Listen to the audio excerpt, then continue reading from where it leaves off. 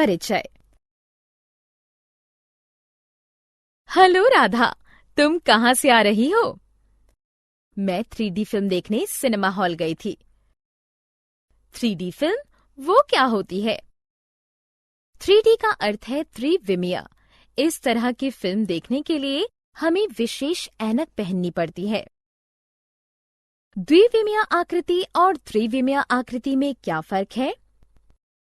आओ, इस पाठ में मैं तुम्हें द्विविमीय और त्रिविमीय आकृतियों के बारे में बताती हूँ।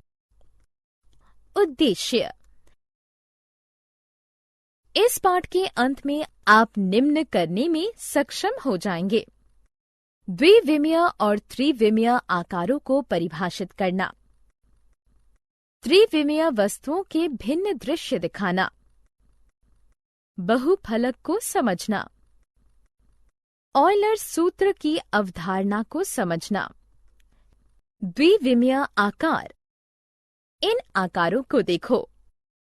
द्विविमीय आकार है, इनमें सिर्फ दो मापें हैं, लंबाई और चौड़ाई। तुम्हारा मतलब है कि हम अपनी नोटबुक में जो भी आकार बनाते हैं वो सभी द्विविमीय है? हाँ, तुम सही हो। वो सभी आकार जिन्हें हम कागज पर चित्रित कर सकते हैं और जिनमें दो मापें होती हैं, उन्हें द्विविमीय आकार कहते हैं। वर्ग, आयत, त्रिभुज, वृत्त इत्यादि द्विविमीय आकारों के उदाहरण हैं। त्रिविमीय आकार, त्रिविमीय आकार क्या है? कोई भी ठोस वस्तु जिसमें तीन मापें लंबाई, चौड़ाई और ऊंचाई हो, उसे त्रिविमीय वस्तु कहते हैं। इन घनाभों को देखो, इनमें लंबाई, चौड़ाई और ऊंचाई है, अतः ये त्रिविमीय आकार हैं। बेलन, शंकु इत्यादि भी त्रिविमीय आकार हैं। विभिन्न आकार। रीता, आओ एक खेल खेलें। तुम द्विविमीय और त्रिविमीय आकारों के बारे में जानती हो। मैं तुम्हें कुछ आकार दिखाऊंगी और तुम मुझे उनका नाम और प्रकार बताओगी। ठीक है, मैं तैयार हूँ। ये देखो, ये सभी आकार हैं। अब एक एक कर तुम्हें इन सभी के नाम और इनके आकार बताने हैं। ये एक वर्ग है और ये द्विविमीय है। ये शंकु है और ये त्रिविमीय है। ये बेलन है और ये भी त्रिविमीय है। ये त्रिभुज है और ये द्विविमीय है। ये घन है और ये त्रिविमीय है। ये वृत्त है और ये द्विविमीय है। ये घनाभ है और ये त्रिविमीय है। और ये है,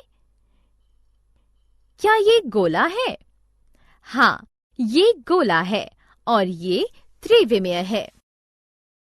वाह रीता, तुम बहुत तेजी से सीख रही हो। मुझे इन आकारों के बारे में और अधिक जानना है। आओ, तो फिर हम आगे बढ़ते हैं। आकारों का संयोजन। रीता, इस तंबू को देखो। ये दो आकारों से बना है। क्या तुम उन दोनों आकारों के नाम बता सकती हो? हाँ, मैं आकारों के नाम बता सकती हूँ। इसमें एक शंकु है और दूसरा बेलन है। सही। इसी तरह हमारे पास एक आइसक्रीम है। हम देख सकते हैं कि आइसक्रीम का कोन एक अर्धगोले से घिरा हुआ शंकु है। 3D आकारों के दृश्य। रीता, क्या तुम जानती हो कि त्रिविमीय आकार विभिन्न स्थानों से भिन्न भिन्न दिखते हैं? कैसे? हमारे घर को देखो। इसके कई दृश्य हो सकते हैं। ये घर का पार्श्व दृश्य है। ये घर के सामने का दृश्य है और ये घर के ऊपर का दृश्य है। इसी प्रकार इस ईंट के भी कई दृश्य हो सकते हैं। ऊपर का दृश्य पार्श्व दृश्य और सामने का दृश्य, फलक, किनारे और शीर्ष। इस घन को देखो। ये घन का एक फलक है, ये घन का किनारा है और ये घन का शीर्ष है। किनारा एक रेखाखंड होता है जहाँ फलक मिलते हैं। शीर्ष वे बिंदु हैं जहाँ किनारे मिलते हैं।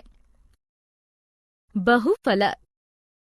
क्या तुम जानती हो कि उस ठोस को क्या कहते हैं जिसमें समतल फलक, किनारे और शीर्ष हों?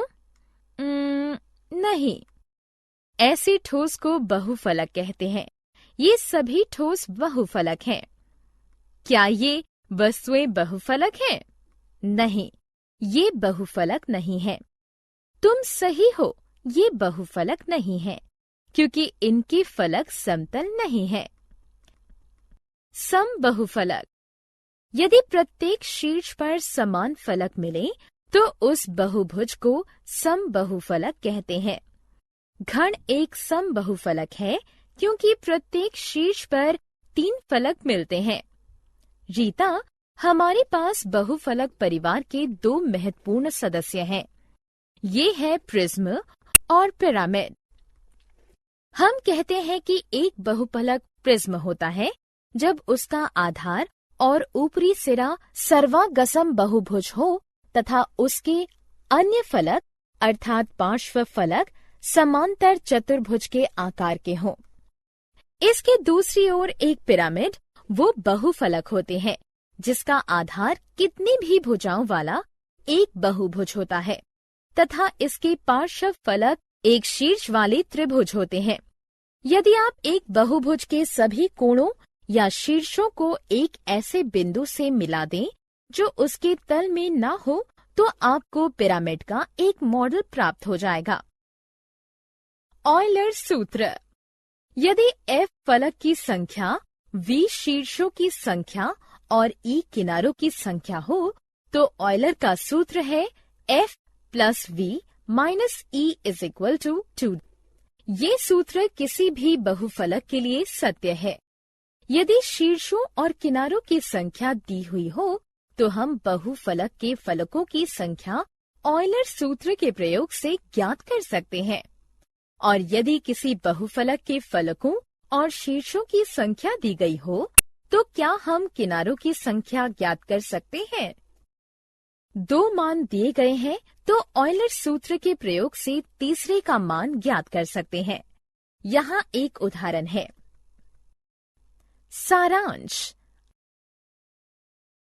आइए हमने जो कुछ सीखा है उसे संक्षेप में दोहराएं। द्विविमीय यानी 2D और त्रिविमीय यानी 3D वस्तुओं को पहचानना। वस्तुओं में छिपे विभिन्न आकारों को पहचानना। 3D वस्तुओं का भिन्न स्थानों से भिन्न दृश्य होता है।